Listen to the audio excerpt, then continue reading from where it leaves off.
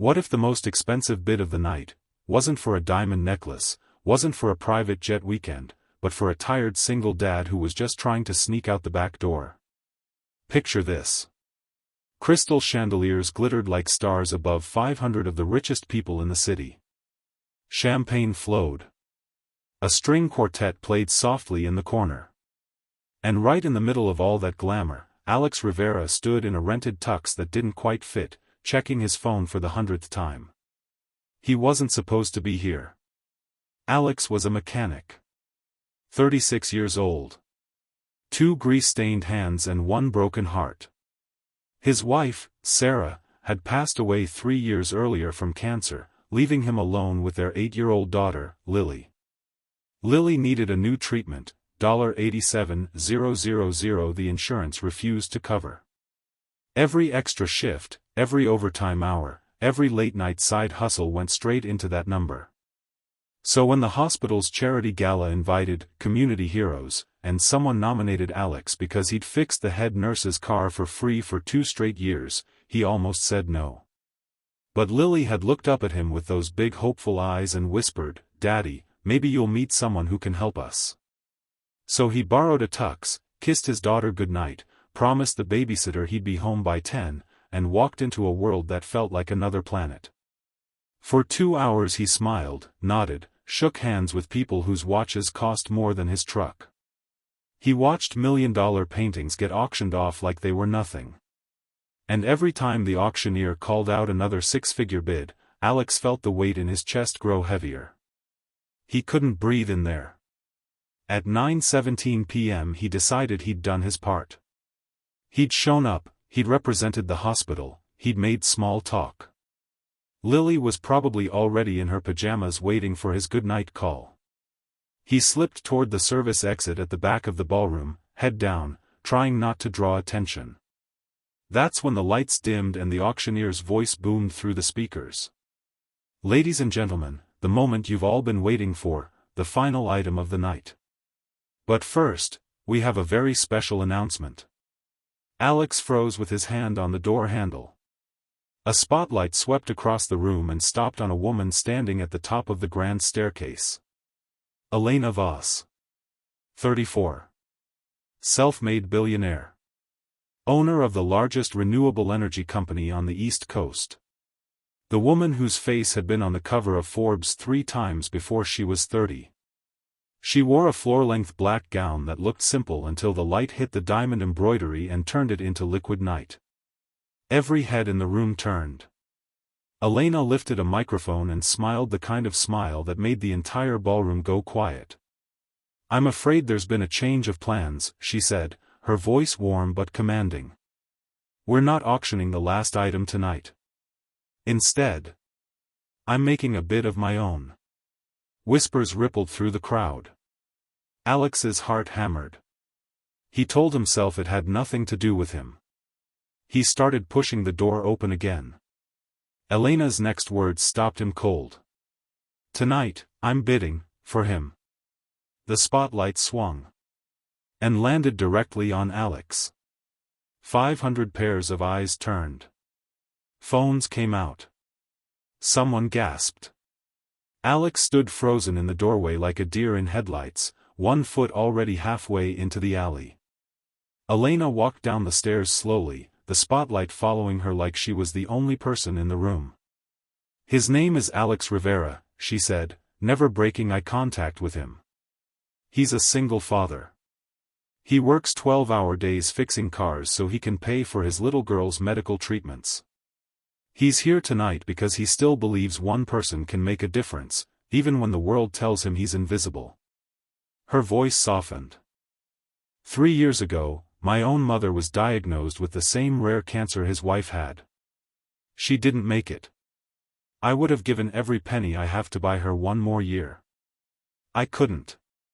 But maybe tonight I can buy someone else's little girl that chance. She reached the bottom of the stairs and kept walking straight toward Alex. "So here's my bid. $1 million. Not for a date. Not for a weekend. For his daughter's treatment. For whatever comes after that.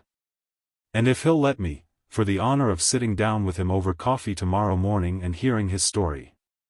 Dead silence. Then the entire ballroom erupted. Alex couldn't move. His vision blurred. $1 million.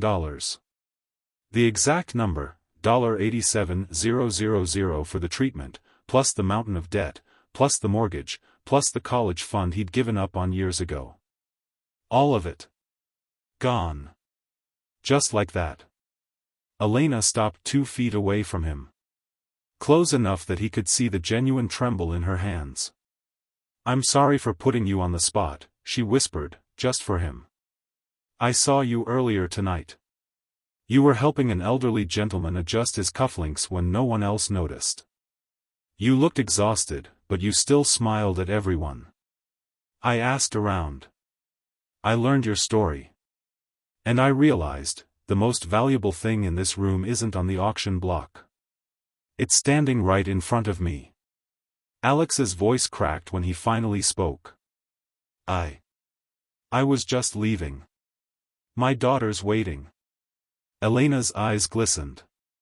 "Then let's make sure she never has to wait for medicine again." The next 30 minutes were a blur. Paperwork was rushed. Phones were handed over. Doctors were called at midnight. Elena personally guaranteed payment to the hospital before the gala even ended. But the real moment, the one that still makes Alex tear up whenever he tells the story, happened outside on the sidewalk at 11:42 p.m. Lily's babysitter had brought her to the hospital entrance because Alex had texted that he was coming straight there. Lily stood under the awning in her favorite unicorn pajamas, clutching her stuffed bear, eyes wide at all the fancy cars. When Alex walked out holding Elena's hand, Lily ran to him. "Daddy!" He dropped to his knees and scooped her up, burying his face in her hair.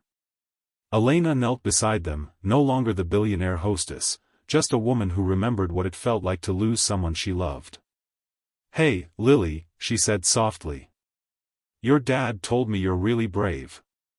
I was wondering, would it be okay if I helped take care of you for a little while?" Lily looked at Elena, then at her dad, then back. "Are you the one who made the big number go away?" Elena smiled through tears. "I am." Lily threw her arms around Elena's neck without hesitation. Alex watched the two of them and felt something inside his chest crack wide open, the place that had been frozen since Sarah died. 3 months later, Lily started the new treatment. 6 months after that, her doctor used the word remission for the first time.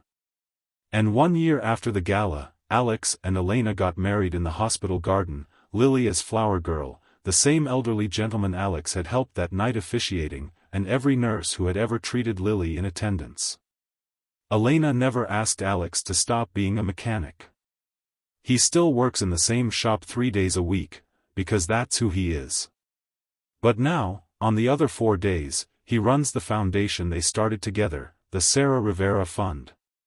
It pays for cancer treatments for families who can't afford them. Last year they helped 412 kids. Every single night, before Lily goes to bed, she asks for the same story. "Tell me about the night Mommy sent someone to help us." And Alex always begins the same way. "Once upon a time, your dad tried to slip out the back door of the fanciest party in the city, and the most amazing woman in the world stopped the whole world just to say, 'I'm bidding on him tonight.' So here's the thing, friend. Life doesn't always send billionaires in ball gowns. But it does send moments, quiet, ordinary, almost missed moments, where someone sees you when you feel invisible. Where kindness costs nothing and changes everything. If this story reminded you that you matter, even when you're tired, even when you're broke, even when you're just trying to get home to your kid, do me a favor. Hit that like button. It tells the algorithm that stories like this deserve to be seen. Subscribe if you want more real-life stories that prove love, courage, and second chances still exist. And drop a comment with the word bid if you believe the right person can show up exactly when you need them most. Because somewhere out there, someone is trying to slip out the back door right now, and maybe, just maybe, tonight is their night. Thank you for watching. I'll see you in the next one. Now go hug your people a little tighter. You never know who's watching.